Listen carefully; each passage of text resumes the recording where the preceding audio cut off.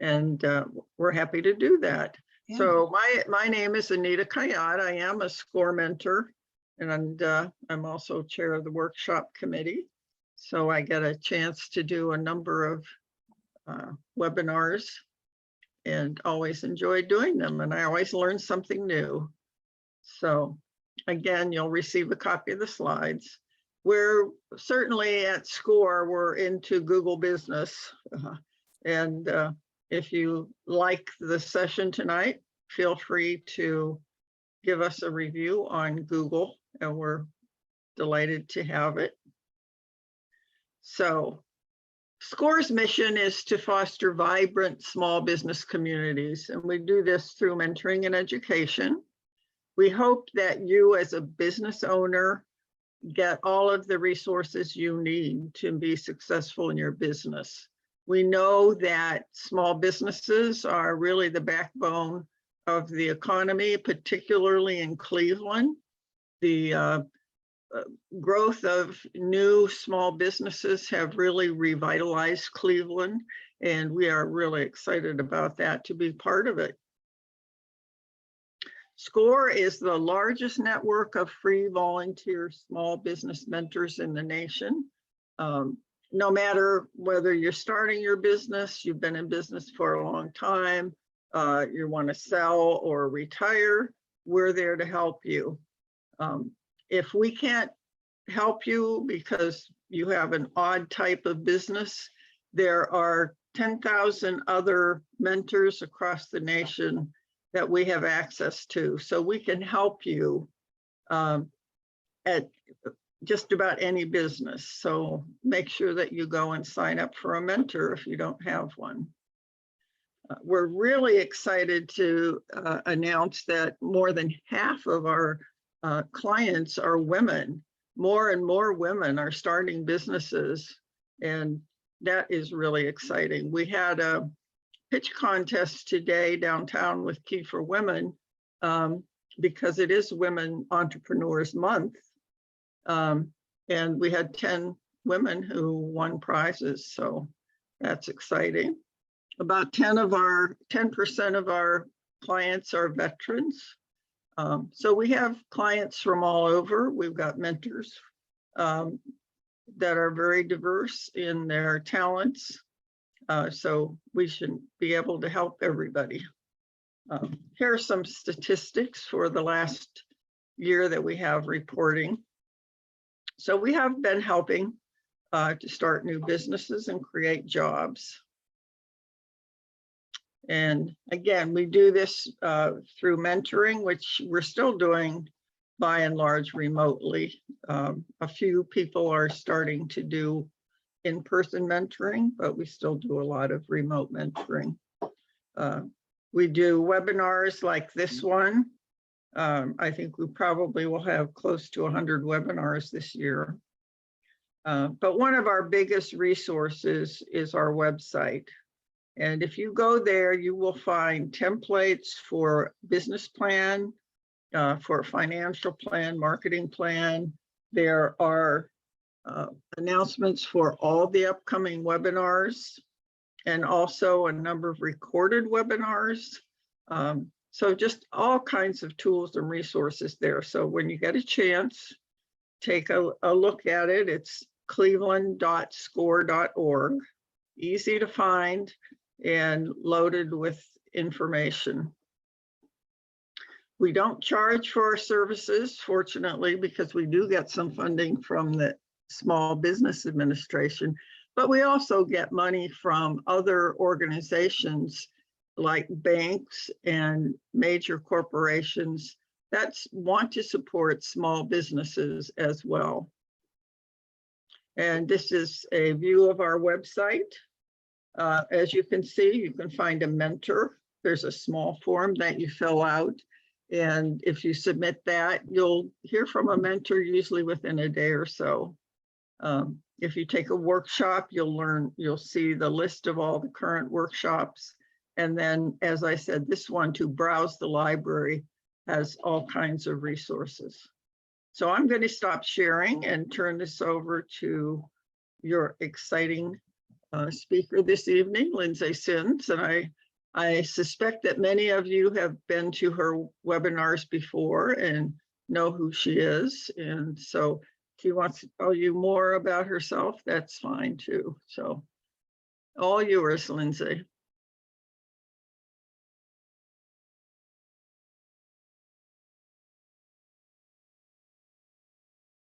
I muted myself so that I wouldn't accidentally be making noise while you were chatting. And I couldn't find my unmute button. Hello, everyone. Thank you for joining us tonight. Thank you all for putting your information in the chat. I can see it. And there's a few of you who haven't done it yet. So if you haven't, go ahead in the chat, tell me who you are and where you're from and what your business is.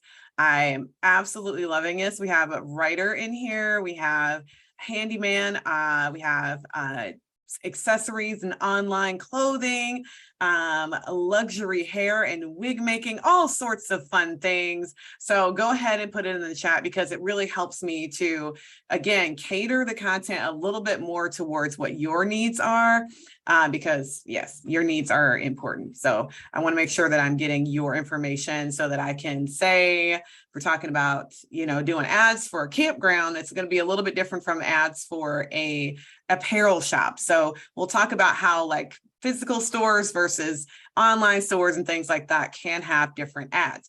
I also believe a lot in show and tell. So the more information you give me, the better I'm going to be at kind of showing how to use the tools a little bit differently based on, again, whether you are a brick and mortar store, an online store, or whether you do a service-based business, or maybe you don't have a store. So that sort of thing.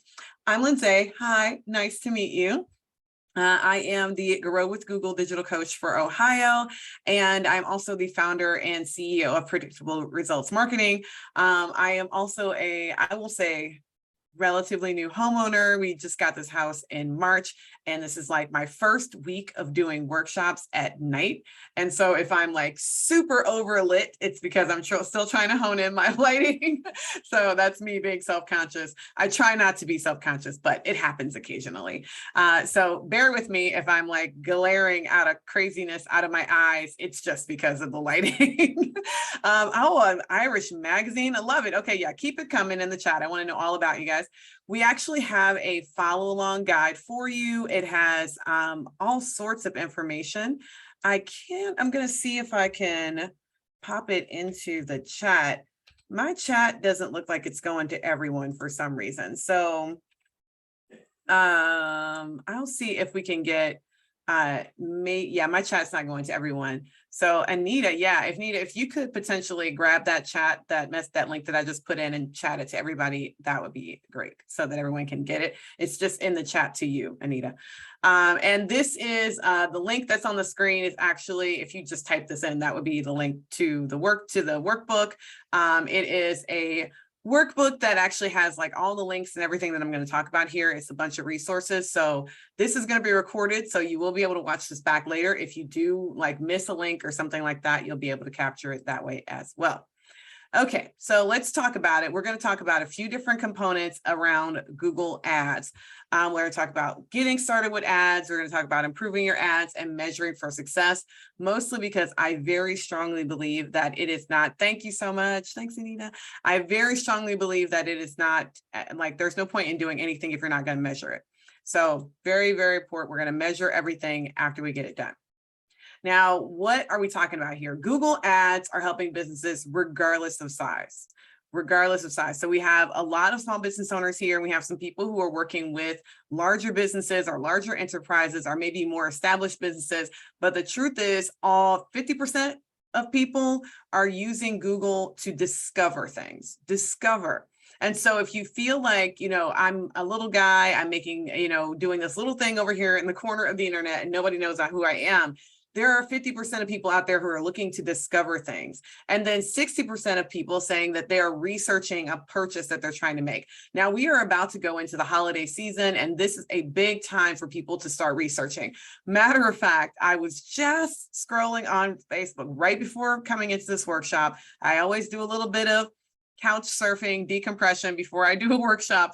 And as I was sitting there, I was scrolling on Facebook and someone literally said, So when is it too early to do your holiday shopping? I kid you not. Like a regular person, it wasn't a meme. It was just a person that I'm friends with who was asking that question, mostly because people really do start doing their searches and they're looking for things to buy and researching and all that stuff. They're doing that right now. So what happens when someone wants to find something? Well, the first thing that they do is they go to Google. Now, this is pretty much regardless of the phone that they're using. It's regardless of the computer that they're using, whether they're using a tablet or an iPad or a Windows Surface, they're going to Google. And then what happens is that there's immediately a little bit of a bidding war that happens. And once that bidding war is done, it takes approximately 0.2 seconds. And when it's done, a search result pops up. And at the top of that search result is advertisements. Now, which ads show up is based on who is winning that competition, that little bidding war that is happening. Now, just so that we're all clear, in case you were wondering about this bidding war, in the Google world, the ads bidding war is not just about money. So it is not about who has the most money. It's just not what's happening here. The bidding war is about a combination of things that we're going to talk about, including your budget, but that's only one factor, your ad copy, the keywords, all the things, the audience that's searching for it. A lot of things are going into play here. So I don't want you to be discouraged if you're thinking, again, I don't have a ton of money to spend on ads. Actually, you're better off with having a smaller budget than having a bigger budget, because if you have a smaller budget, then you're going to work a little bit harder to make that money go further. And that usually means that you're going to get a better ad spend. That's what that's called. When you spend your money wisely, it's called a good ad spend. So let's do a quick little search. I'm going to use a search from something that, I love this. I'm going to search, someone put in chiropractor. They're a chiropractic and physical health therapy. So I'm going to type into Google chiropractor. I'm not even going to put near me. I'm just going to put in chiropractor. Now, the first thing that comes up, you're going to see on the side here, I don't want you to get distracted. All right, that's my little widget that tells me about keywords. You're going to see chiropractor occupation, but it's also going to have all of these places. These are organic. This here is organic, and it is doing a location-based search because I'm in Independence. I'm 5 seconds from Brecksville, so I'm in the Brecksville side of Independence. And so it's giving me chiropractors in Independence. And then the next thing that comes up is just chiropractic, like basically information. If you're wondering why I'm not seeing ads, it's because the term chiropractor all by itself doesn't indicate anything to Google. It thinks I might be doing an information search, like what is a chiropractor? How much do chiropractors make? As you see here, like hourly wage and things like that. So if I look up though, let me look up a different term, physical therapist, and I'm going to type in near me, we're going to get a very similar search. So a same thing, except for if you notice the difference, the map is much bigger, much, much, much bigger. So they're placing the map bigger because I said near me. It's like, how close to you do we want it to be? My house is not on this map, but how close to you do you want it to be? And then it comes up with ZocDoc for me to search and things like that. And because I am doing a professional search, it's giving me these kinds of results. Now, if I was doing a different kind of search, like someone else in here is a wig maker, if I did a different kind of search, I am going to get a different kind of result. So I'm going to do a product-based. These were service-based results. I'm going to do a product-based result. So I'm going to say custom wig. Now, here's some ads. Okay, so when we say custom wig, I'm going to make all of my little keyword things go away. The very first thing you see here is ads. This little ads, make it a little bit bigger for you. This ads area is what we like to call a shopping ad. Because I asked for a product, I am getting a shopping ad. And then now below there, I am getting a place called Etsy, which has a lot of makers. It is a space for people who are making things. And then after that, I get organic results. So organic, but the first thing that comes up are ads. Those ads just happen to be shopping ads. Now, we might be wondering, okay, well, what about those text ads that show up? if you're looking for a text ad, or if you're a business like the ones that you guys have, the first thing you want to think about with ads nowadays, and this is something that this workshop was designed before Google started changing the way that ads show up. But nowadays, text ads really only populate when you are asking a question. So I want y'all in the chat, try to come up with a question. Oh, you know what? Let's ask a question that's related to business mentoring. So I'm going to ask how to find a business mentor. Now, that kind of question, a search that is a question, let me make sure all those go away. A search that is a question is going to bring up a text response. There is no quiz at the end of this. So for those of you who are like, you already taught us 3 different things. Exactly. So a product-based search is going to deliver a product-based ad, and a text-based search is going to deliver a text-based ad, meaning if you ask a full-out question, Google is going to answer you with text. They're going to answer you with words. They're going to answer you with this kind of thing here, where the first things that show up on the screen are advertisements. These are the types of ads that we're going to talk about today. Every type of business just about can do ads that show up in this text area. You just have to know what questions people are asking. We can talk about how to find that out. So I just showed you there are many ad formats. There's text ads, which are the ones I just showed you, image ads and shopping ads. Those are the ones with the wigs. Those were image ads.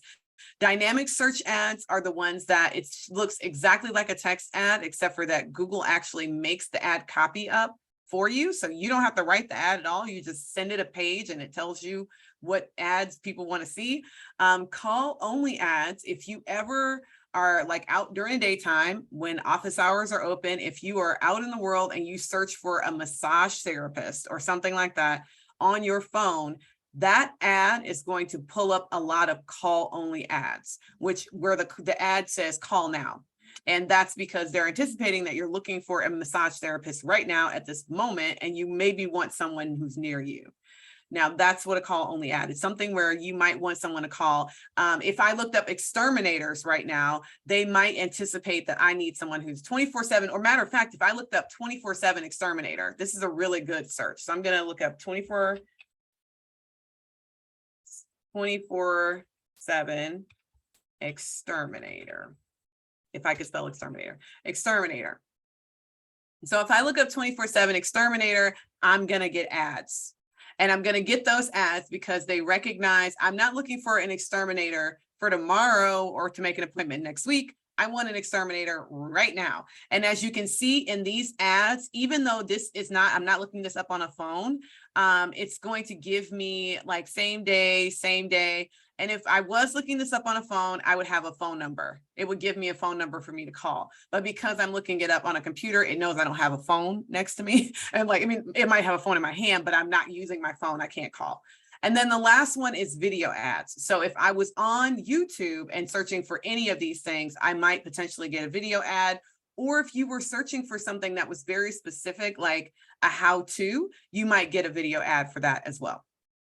In this workshop, we're going to focus on text ads. At least that's what it says. The truth is, I'm going to focus on a variety of types of ads because I want you all to see how these different things work.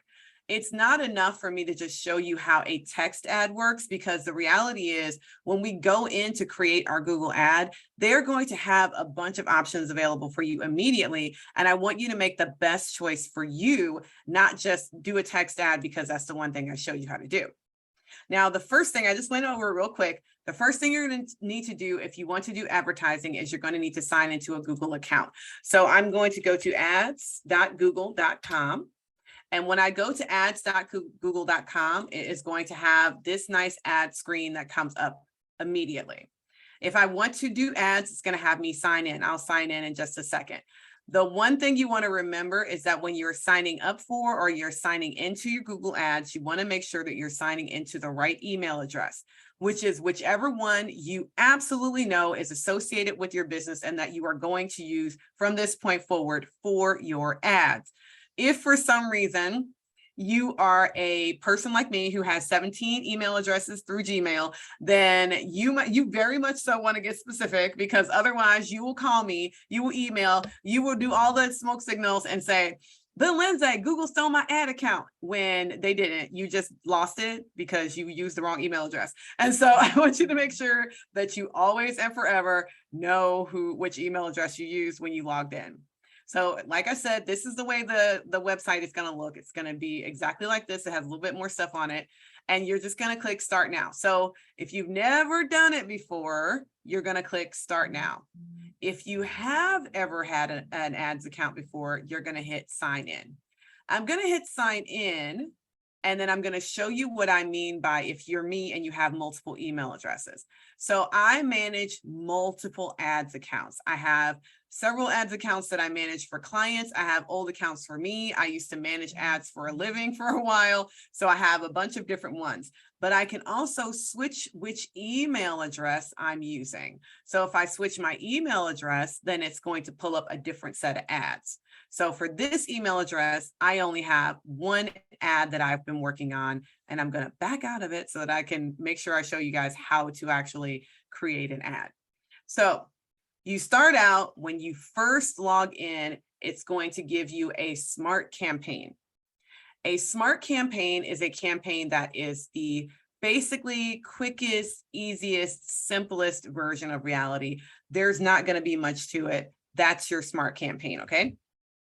So what does it look like on our side? So I'm going to try to back out. It might not let me, because I'm already all the way at the end of this campaign. Yeah, let's see if it'll let me start another account. Because of course I'm going to have password issues.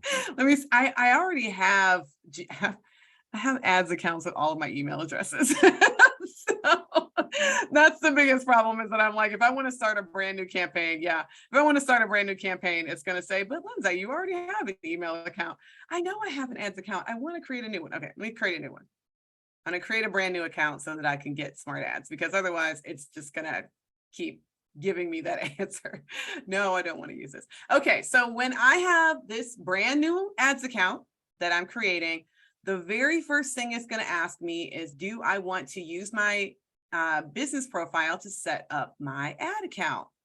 If you have a Google business profile, which hopefully you do, especially if you run a campground, or if you are a chiropractor or a handyman in a specific geographic area, you absolutely should have a Google business account.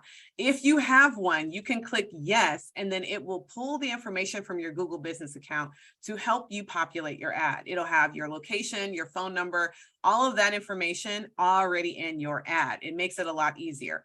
If you do not, because this is an account that I manage for another company. So if you don't want to use that, or if that's not yours, because like maybe you manage a Google business profile for your brother or something like that, then you wouldn't want to use that information, because it's just going to populate it with wrong information. So now I'm going to put in my business name. If you don't have a Google business profile, or you don't want to use it, you're going to have to complete this profile with real information. So I'm going to put in my business name now.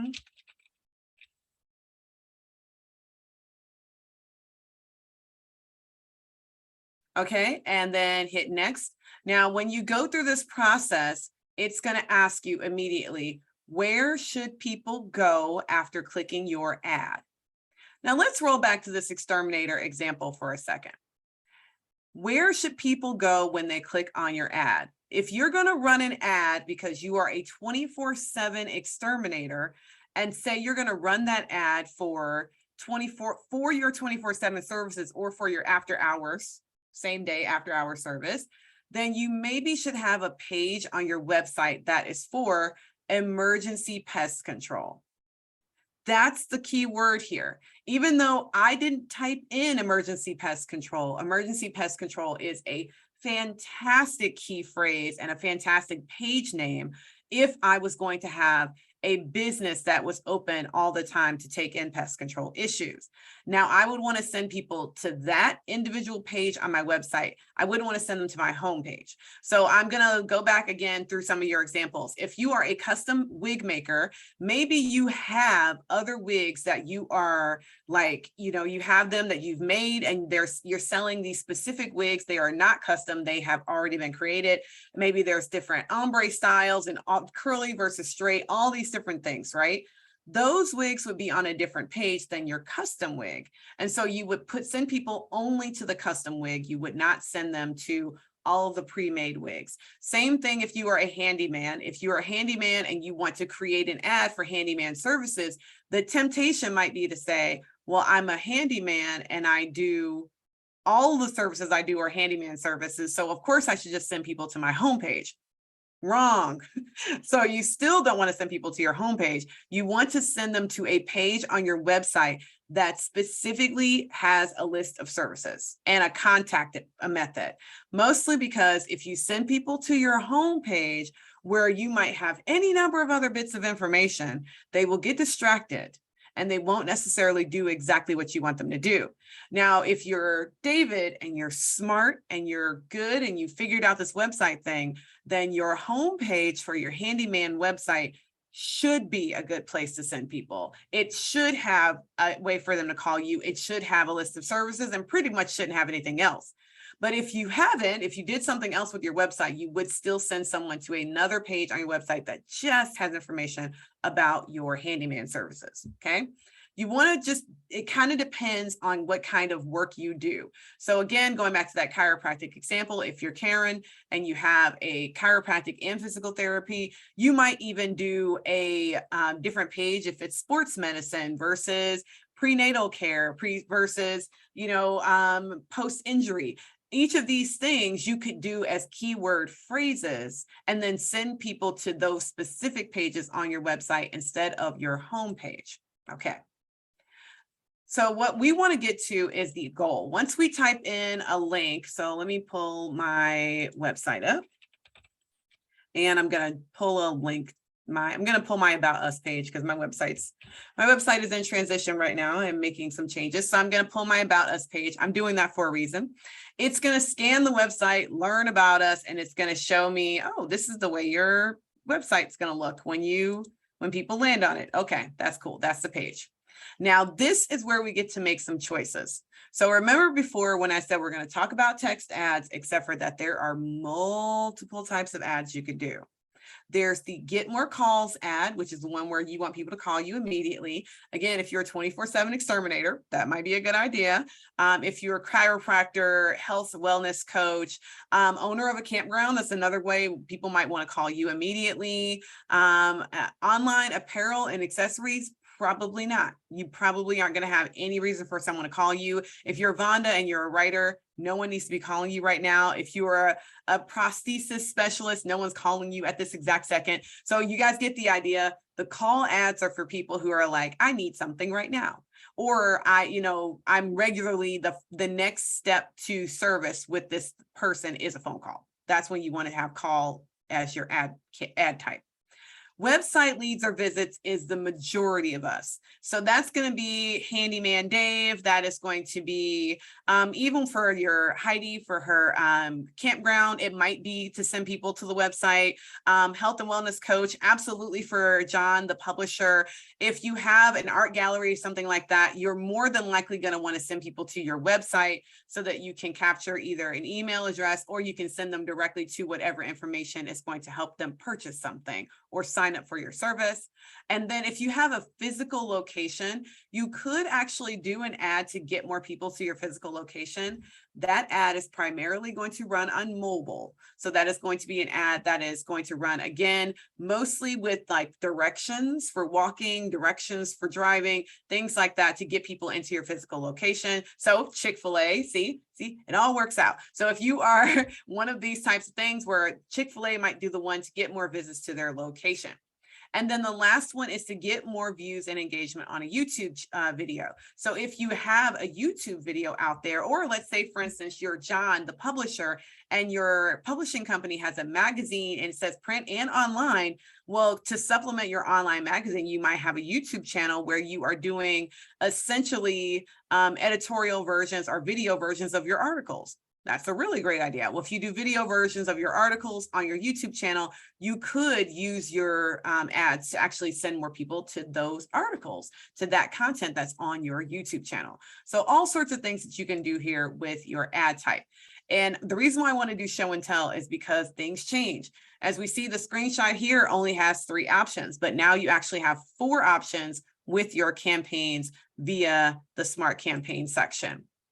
So you're going to, see, and now you see what y'all see what I'm up to. So now you're going to start putting yourself in the chat. Everybody, if you haven't already put your thing in the chat, you put it in the chat. It's how I know what to talk about, okay?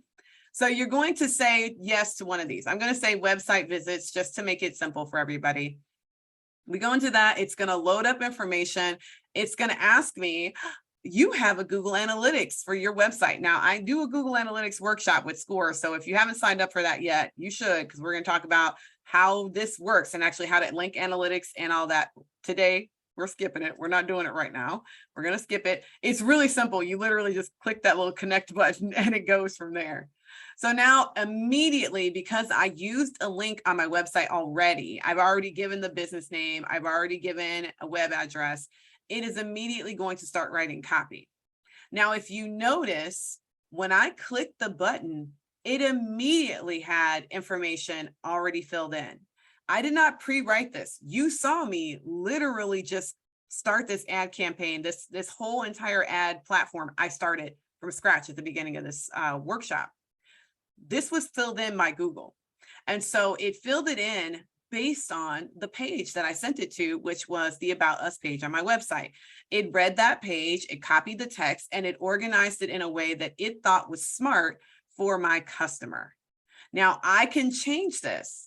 I can say, I want to change it to improve. And it actually is giving me options, results-oriented, predictable results, which is the name of my business, consult with experts. I don't know why it says Union County on there. That's hilarious. I am not in Union County. I don't know what Union County is, but anyway, so it has all of this information. We consult and educate, which is accurate for my business. So I could change this to say whatever the things are that it's actually suggesting to me, or I could write it myself. You have the choice to make those changes, either to use what it's suggesting to you based on your page or to write it yourself. But it suggests the short copy, the headlines, and it also suggests the long copy as well.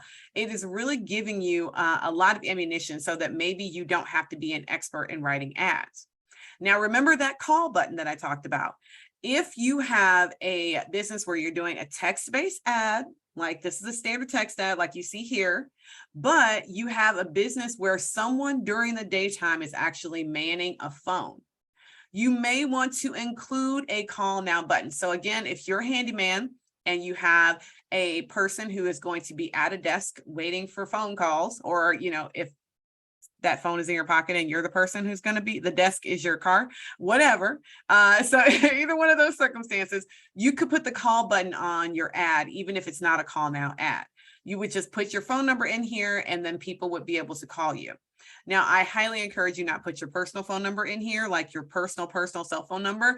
I always encourage business owners to get a business phone line. You can do that through Google. It's called Google Voice. It's actually free. If you have a Gmail account, which you would have to have in order to run an advertisement anyway, Gmail account, Google Voice is free, easy to sign up. Google it. So then that way you don't have to worry about sending people to your personal phone, and your Google, this phone number that you put in here, your Google Voice phone number will ring to your cell phone. So if you have a cell phone that you want it to ring to a mobile device or whatever, it'll ring to that. You won't just like have to get your calls in the internet. You can get your calls directly to your phone. It's very convenient. So I'm going to say no, don't show a call button, because I'm enough of a millennial to where I never answer my phone, ever, never. I just don't. My mother calls me and I'm like, why are you calling me? Actually, I will text her back and be like, why are you calling me? half the time I answer, the other half the time she gets that text message. So if you're me, don't do that call button, because people will be disappointed that you're not answering your phone. It's horrible. It's bad. So after you put your ad in there, the next thing you're going to do is actually choose your keywords. Now, if you have done ads in the past, or if you've even thought about doing past ads in the past, you've probably heard of the term keyword or keyword phrase. Well, with smart campaigns, you don't have to have a keyword phrase or a keyword. You just have to have your landing page that you're sending people to and a theme. Because what Google will do, so let's take this exterminator example. I type in 24/7 exterminator, and then Google says basically all of these things. It's like same day, 24/7, same day. They throw those rats in there because y'all know. I mean, you don't know me, but Lord Jesus, if there was a rat in my house, I'd be like, somebody coming right now, because either this house is burning down or this rat's leaving, one of the two. And so I'm like, that's zero tolerance. And so yes, that's probably why they have that in there, because I'm sure there are other people like me. But my point is, this is like a format so that they can take your term that someone typed in and extrapolate it.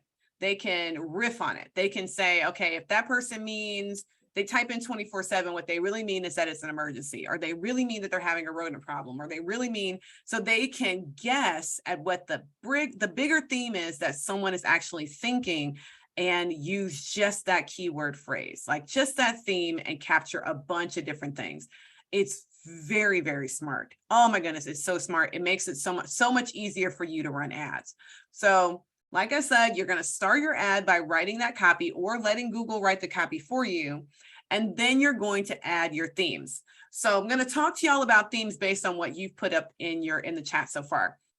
Right now, mine is coming up with a theme of marketing consultant, but it is also giving me all of these others like digital marketing expert, marketing certification. I'm a certification educator, meaning that I teach people how to get certifications in marketing because I have basically all of them. And so I teach a lot of marketers how to get their own marketing certifications, which ones are worth it and all that jazz. So I maybe, if my ad was for that, I would want to click on marketing certification so that I would show up as the like marketing certification expert when someone's looking for marketing certification, right? So that's kind of what you want to think about with those themes. Now for you guys, what would your themes be?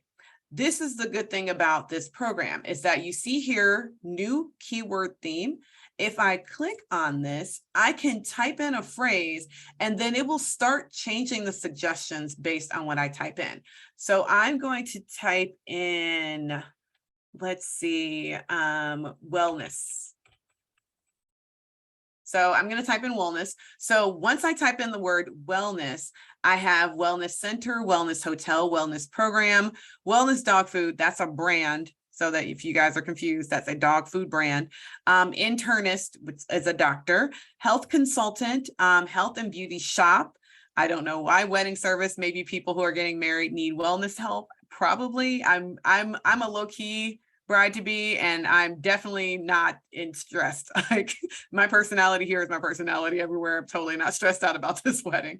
Acupuncture clinic, that's a good one. So essentially what I'm showing you is that based on just us typing in wellness, Google is kind of reaching out there and trying to figure out what exactly does she mean when she's typing that word in. And you can do that for any of the things that you guys do here. So luxury beauty. So if I type in luxury beauty, I am going to get spa and health club, fashion and beauty videos. I love that, beauty rest, beauty rest, beauty rest, 5-star hotel. So luxury, what we're looking here and seeing is that we might want to change up one of the two. So maybe it's not luxury beauty, maybe it's luxurious hair, maybe it's, and I know you put in luxury bundles, but I don't think, I know what bundles are. But I don't think the internet's going to know what I mean when I say bundles. Exactly. So whenever you're looking for a keyword phrase or keyword term, type it in and see if anything else populates. If nothing else populates, it's because the term you typed in is too small, not too short in letters or words, but too narrow. And so the term luxury bundles is something that Us Black women likely know what you're talking about, but the internet at large is not with us, right? The word bundles and the word luxury together don't mean the same thing to everybody else as it means to us. And so we would want to make sure that when we're using a term, we're using a term that's broad enough so that Google can actually figure out what you're trying to say and serve you up. Because they will serve you up when someone types in luxury bundles. If you use the term hair bundles or, weft weave bundle or something along those lines, that's going to be a little bit closer to what your audience is actually looking for. So hopefully that's helpful. I want you guys to get an idea. It doesn't really matter what it is that you sell. You can actually do great Google keyword phrases or keyword terms. You just got to give it a little bit of something to work with, okay? So now after you've selected your keyword theme, the broader theme, you don't have to select more than one. You can have one theme. So I have the one theme that's selected here. If I hit next, it's going to ask me where, right? Oh, now I get why. It thinks I'm in Union County. How did it know 10 seconds ago that I was in Independence, but now it thinks I'm in Union County? Computers are weird. So instead of me giving it a specific instead of me saying address near me, if I was a physical shop, like some of you are, you might put advertise near me. That would be good enough. If you are the example I gave earlier, if you're the handyman and the business is your phone in your pocket and your body roaming around doing work, you might not want to put advertise near me because you would probably just want to tell it what city you work in. So I can say specific zip codes, cities, and regions. But if you are a physical shop, then you may want to say advertise near me because maybe the majority of the people who come into your shop are actually giving you foot traffic. They're the people who are in your neighborhood. Totally depends on you and your preference. I mostly suggest people actually put in a city, zip code, something. You could put a county. I am a big fan of the county designation, so you don't even have to completely type it in. Cuyahoga County is the first thing that pops up. So if I say Cuyahoga County, it's going to encompass all of Canada, all the way up to the Canadian border in the lake. It is going to give us all of Cuyahoga County. Now, if I type in Cuyahoga County and Lorain County, there we go, then I can actually encompass all of the different counties that are touching Cuyahoga County if I want to, or just to the east and the west. You don't have to choose one. So that was just my point there, is that you can go, you can do your searches in various places. Now, matter of fact, to make this point even further, I'm going to type in St. Louis. So St. Louis County, which is weird because it's not the city of St. Louis, but so now, as you see, I have two different states. One of them is Missouri and the other one is Ohio, and it will advertise in those two different locations. So if you have, there's a few people who might be familiar with Kathy's ice cream sandwich shop downtown. She has locations here in, I think, Detroit and in Atlanta. And so if she would, oh, good question, Pam. So I'll wait a second. If she wanted to, she could advertise here in Detroit and in Atlanta in the same advertising campaign. Same one. So there's no reason why you can't do that. You can absolutely do the advertising location in multiple locations that don't touch each other.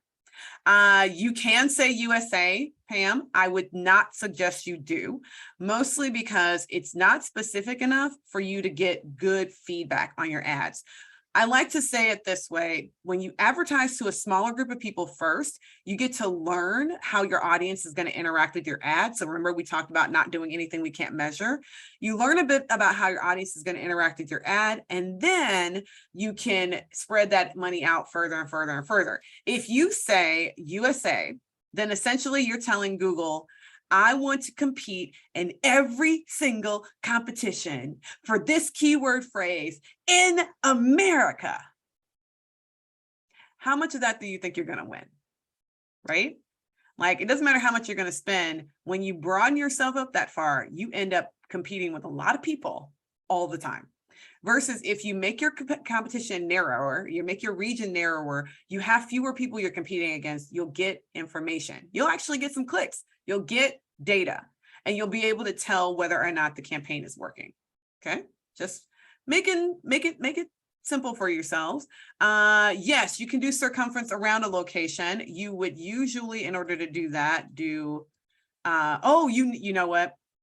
You can do circumference. This is a great question, Heidi. You can do circumference, but only when you're doing the standard campaign. So I'm teaching you smart campaigns right now, but if you want to put a pin in, 44116 and then say for 5 miles around 44116, you could do that if you were doing a standard campaign. You can't do that with a smart campaign. Smart campaign, zip code, city, state, country. That's about it. And you can do other countries. So if you want to advertise in Canada, you can. Like if your business does mostly work in Canada, you can. Okay. Okay. So, did I X them out? I did. So there we go. We go Cuyahoga County. And there we go. So now hit next. Now this is where I do my budget. So let's come back over here. You see this little circle. So remember look at that. If you use the one feature I don't like is when you get that little toggle. So if you do say address near me, you'll get the slider. So if I go back, I hate doing that. I'm not going to do it because I don't want to pinpoint my literal physical address, which is what it'll do. So if you do it, it'll put a pin in your physical address where you are right now, and then it will let you draw a circle around that. So you could do that in the smart campaign. You just have to use address near me. If you want to do that on a standard campaign, it doesn't have to be your address, which is the reason why I said you can do it. You can do 15 circles if you wanted to in those other campaigns. You just can't do it for a smart campaign. Okay. Good questions. You guys are full of great questions. Keep them coming. Okay. So now you set your budget. So remember earlier when I gave that example for Pam about, casting your net too wide, one of the reasons why that's an issue is because you do have to set a budget. I don't know about you, but I don't have an unlimited amount of money I'd like to give Google, period, for anything. So as a function of that, I want to make sure that I'm limiting it to something, right? They're going to give you suggestions. Going to say for $3.10 a day, I'm going to get an estimated 30 to 80 ad clicks each month.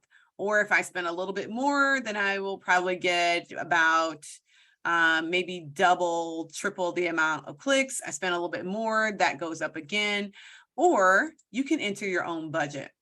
You don't have to use their suggestions. So if you are concerned that you like, I don't know about this, I don't know if it's going to work, you can start with a very small budget.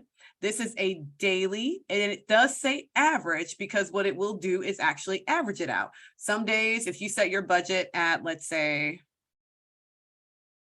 $4.50 a day, which you can go lower, $3.50 a day. Like if you set your budget down there, it doesn't mean that you're going to spend exactly $3.40 every day, because some days your clicks are going to be a little bit more expensive than other based on the bids. Now, what it does mean is that over the course of the entire campaign, it will not spend more than $3.40 on average. So some days it'll be higher, some days it'll be lower, but it won't be more than that average. Now, at this point, all I have to do is review my campaign, click next. It's going to ask me for my credit card information and all that jazz. Down here in the corner, I don't know if you can see this little thing that says chat with an ads expert for free. You can 100% do that if you want to. It is actually free. So if you were like, I don't know how to do this or that, these numbers here, this number does work. It does get you to a human, and you can actually chat with someone. So I have Al who wants to know, how does bidding work? Let me go back to this budget for a second. When you are using, I'm going to go a little bit further into this in 2.2. When you are using a automatic campaign like this, it is going to auto bid for you. You will not need to bid. You won't need to set a bid price, but all a bid is saying for that keyword phrase, marketing consultant, I do not want to pay more than 45 cents per click.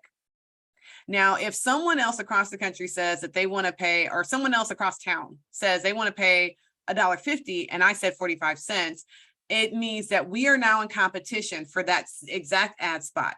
Google is going to weigh his bid, that person's bid at $1.50 against my bid at 45 cents and the other criteria that they have. And then one of the two of us is going to win the top spot and the other one's going to win the second spot. Now, the good thing is that if I win my bid, that say that guy bid $1.50, I still show up in position number 2. I don't pay more than 45 cents though. You never pay more than your own bid.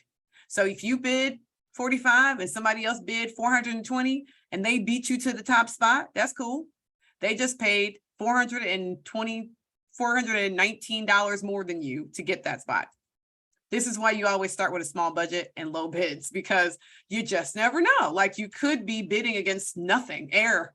And so if you saw those campaigns with those earlier, when I typed in chiropractor and physical therapist and all that, there wasn't anyone bidding on those keywords in my specific area. So if there's a physical therapist or a chiropractor around here, they're missing out on those keywords because no one in my area is bidding for them. There you go. So if you jump in as a chiropractor nearby and start bidding at $5 per click, then you could end up wasting basically $4.50 per click, because you could have bid 50 cents and there isn't anyone else here to bid against you. It's amazing. Always bid low. There you go. Always bet on you being the only person. And Google will tell you if your bid is too low to actually win. They will tell you, and they'll tell you again and again and again until you raise your bid. But you can bid as low as you want. Okay. Now, what you get to do when you have an ad campaign that is running inside of the Smart platform is that it gives you a ton of information. It lets you edit, it lets you start, it lets you stop. It automates a lot of it. Remember, I said a lot of things are automated in these Smart campaigns, but in your standard campaign, you get access to everything. So as I was telling Pam, you get to put a pen in the paper and draw circles around it all over the world, but you can't do that with a Smart campaign. Smart campaign, you get limited. When you're ready to transition to expert mode, you just switch right on over to expert mode. You cannot switch back. So if you switch over to the mode where you get all of the details and all of the data and all that, which you should do eventually, but if you do it too early for yourself, you can't go back. You can only go forward once you have entered into the standard search campaigns. Now, when you're creating a standard search campaign, you would just go into the search mode and then you click the campaign mode and you click search, and it will give you the exact same information, but a little bit harder to get through. Honestly, it's a little bit harder to get through. I very much encourage you to run a Smart campaign at least a few times. Text ads are not hard. As I just showed you, Google is actually going to give you a lot of that information just in advance. But if you want to know more about writing a great text ad, there's a link in that link that I dropped into the chat earlier. That workbook has this link in it and other resources for writing ads. Stay focused. So that thing I said earlier about making sure that you're landing keywords, the keyword matches where people are going, that's really important. So if you have that 24-hour exterminator, they should land on a page that says 24-hour exterminator. They shouldn't land on a page that's talking about, I can come to your house at 2 p.m. tomorrow. That's not the same thing, right? So you have to make sure that everything is matching up. The more accurate your keywords are in your campaign to the keywords that you're using, the better. The more close, the more tight, the more accurate, the better. These are your 4 match types: broad, phrase, and exact. The truth is Google knows what you mean. So it doesn't quite matter which of these types you use. It is going to serve your ad up to the people who are most likely to see it, period. So when you jump into campaigns, you can do the keyword planner, you can map everything out, but in reality, they're going to share it with as many people as possible. Now, ad extensions are a way for you to get these extra little bits of things. So like rodent control, home services, those are ad extensions. They are a way for you to put a little bit more oomph into your ad. And when you have an ad extension, you're more likely to get your ad in the top spot. Ad extensions are completely free. And as I said there, if I had a 45-cent ad and somebody else bid $1.50, well, if I had ad extensions, that's going to increase the likelihood that I actually get the first spot and they get the second spot. I'm still only paying 45 cents. They're paying $1.50 and now they're in the second spot. So always bid low. Okay. Ad extensions, again, are available on both the Smart and the standard search campaign. On the Smart campaign, it actually comes from your Google business profile. All the more reason to fill it out because that's where that information comes from. Now, when it comes to measurement, the very first thing you want to do, I'm going to get to your question, Pam. The very first thing that you want to do is make sure that you set goals. So in the chat, I want you all to tell me, now that I've been talking about this for a while now, I want you to tell me what your goal is. If you were to do an ad for tomorrow, what would the thing you would want to happen for your business be? What's your business outcome that you want to have happen? So drop that in the chat. while you drop that in the chat, I'm going to move on. I'm going to answer Pam's question. So Pam said, so is the cost of the ad based on the areas that you want to include? Pam, that is a fantastic question. And the answer is yes and no. So technically the cost of the ad is only based on the competition for the ad. But the reason why the answer is yes is because if the competition in your specific area is high, then yeah, it's directly related to your specific area. But if the ad is the demand is low in your area, then your ad might be lower for your specific area. Your cost might be lower than someone else's, but it's not related like near is always more expensive than far or something like that. It's just based on competition. So the answer is always, it's just based on competition. If there's a lot of competition, you're going to spend more money. If there's less competition, you're going to spend less money. That's it. Okay, so what are your goals? What are your goals? What are your goals?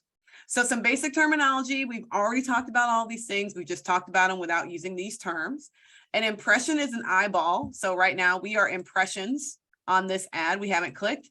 A click is when someone literally clicks on your ad. I have not clicked on any of those exterminator ads or anything else we saw. As soon as I click on it, that's likely when that company is going to pay. That's what it means by pay per click. And then a conversion is when someone does the desired outcome. So if you have a form on your website and you want people to fill it out, you can actually set up your ad to pay only when someone fills out your form. That's even cheaper, just so that you know. It's harder to set up though, but it's a lot cheaper. You cannot set up a conversion campaign using a smart campaign. You have to go over to the standard search in order to get to that conversion activity. When you do a standard search campaign, you learn everything. You learn which keywords people are using to find your ads. You're using the demographics, you're learning locations. So back to Pam's question, is this cheaper, nearer, or further? Once you start running ad campaigns, you can actually find that out. Like you can find out the geographic differences between who's clicking where and what it's costing when they do. It's all right there available to you. And that's the reason why you want to run a little bit of a sample, run a little bit of a campaign, small dollar value, low budget, just to test things out and see how it works. See what your data is telling you. Now you can link your campaigns between Google Analytics and your Google Ads so that when someone does land on your website, you can actually track their behavior all the way through to whether or not they made a purchase or whether they did something else. And you can actually kind of see what else they're doing. And when I say see, I don't mean you're going to find out that it was Al who was on your website after all. No, you're going to find out that there was a person who clicked on your website, on your link for your ad, on Tuesday evening, and that instead of going through and filling out the form, instead they looked at your About Us page and then they navigated to your pricing and then they left your website. That's what you'll find out. So it's the path that they took, not necessarily who they were. Setting up an analytics account is very easy. You just go to the analytics.google.com link that's in that workbook, and you'll be able to get the information about how to set it up. It's a couple of clicks. So before I give you a recap, I know we're at 8 o'clock and Anita's like, it is my bedtime. No, it's my bedtime, Anita. So what I want to know from everyone in here before I answer that last question from Heidi, I would love to know from you all, what did you learn today? We got to the end of the workshop part. What did you guys learn? So put it in the chat. I love that you all gave me your goals. I love it. Additional reservations, more website traffic. Love it. Okay, good. Pam learned how to create an ad. This is the most important thing you could have learned. Okay. Keep it coming. What else did you guys learn today? So the question is, would it help to add your location to your keywords? That is a great question. And it depends. If you are, let's say, for instance, we were talking about that Kathy's ice cream. If you're Kathy's ice cream and you're trying to get people to come to your Detroit location, you would only run that ad in Detroit. And yes, you would say something like, Detroit's best ice cream sandwich is now available, right? That would be a great way to use the location and, the keyword phrase ice cream sandwich at the same time. If you're the only in your area or one of very few in your area, the term near me is good enough because Google automatically knows what near me means. It's amazing. So near me covers a whole lot of things. Okay. Good. You guys learned a lot of good stuff. I love that. You learned how to make the budget. I love it. So I want you to think about this the next time that you are thinking about running an ad. Hopefully you got some courage and you got enough information to get yourself started. People go on an entire journey when they're doing ad, when they're looking for something. They're gonna type in a topic over here. They're going to go read a thing on a website there. They're gonna watch a YouTube video. They're gonna visit a shop. They're gonna do a bunch of different things. When you're using Google Ads, you can potentially get that person, get their attention, capture their interest at any of these points. So I want you to be encouraged. There's a lot of places in which you can actually really get the opportunity to engage with people as they're just going along on their day, thinking about their dad who they want to buy a gift for, but don't exactly know what to buy. So just be kind of in the position, I would say, to potentially capture that person's attention using Google Ads. If you're a marketer and you want more certificate information, things like that, that is all available inside of that workbook. Thank you again. I think there's also a link to the survey in there because I never have the link to the survey. I'm gonna see. Oh, and even if I do have it, I can't chat it to y'all. You'll just have to tell SCORE how much you love this workshop, and then maybe. Yeah, well, you have two options. You can go and give us a review on Google, or we will be sending out a survey tomorrow, and feel free to make comments, not only on what you heard tonight, but what you'd like to hear in the future. And I should mention that for SCORE, this is Marketing Month, and we have all kinds of marketing webinars all month. So if you are thinking about what you want to do in marketing for your business, sign up for these. You'll get so much information. And we're really excited again. Lindsay always does a wonderful workshop and gives you so much information. Take advantage of it. It's free. It will help you get your business going. So take advantage of every opportunity. And I should say, Lindsay has her own webinars that she does. And if you go to LinkedIn, you can sign up for them. So that's another avenue. I'd like to give her, she always gives SCORE credit for things. I'd like to give her credit as well. So take advantage of every opportunity that's free. Yes. So thank you so much for coming and spending your hour with us. I'm glad that many of you are saying you've learned something. I don't think there's any way you couldn't have learned something. But again, you have the link to the workshop. You will get the recording. You'll get everything so that you can go over and over it again until you know everything you need to know or want to know. So enjoy the rest of your evening. Lindsay, thank you so much. And we'll be seeing you again. Thanks, everyone.